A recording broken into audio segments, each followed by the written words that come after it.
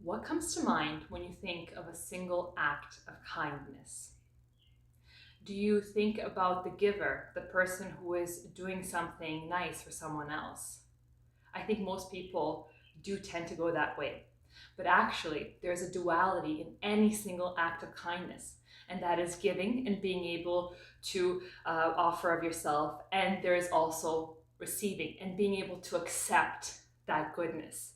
And if you're anything like me, maybe you've been taught that kindness is a virtue, and it's important to always give to others, give time, give advice, give energy, and to provide for others something that they can need as a support.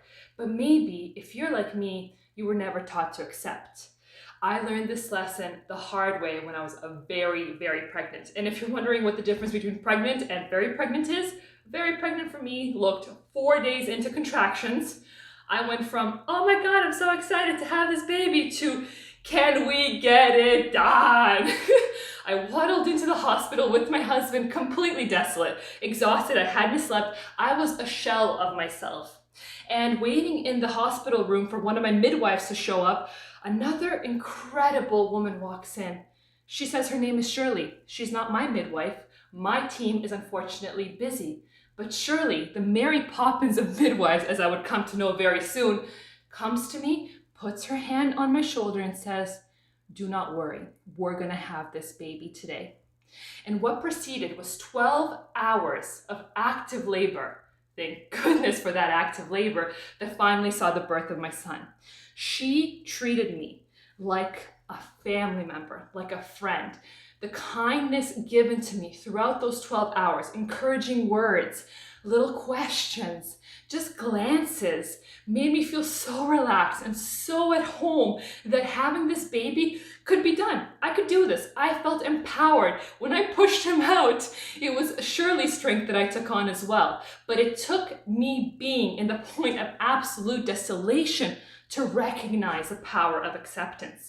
And today, when I bring it into the world and the people that I know and my friends, I like to watch and see the behavior of people. And so let me ask you, do you often, or do you ever find yourself asking someone for help and being rejected because I got it, or, I don't want to inconvenience you?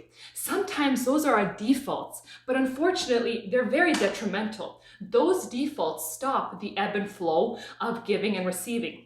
We know life is balance, and we know life is duality. And I'm going to argue right now that being selfish and always taking is as detrimental in your life as giving too much and giving all the time without being able to accept. Interesting? Maybe. But how does this apply to your next few days? How does this apply to your life right now? That act of acceptance is on its own a practice of kindness to the self.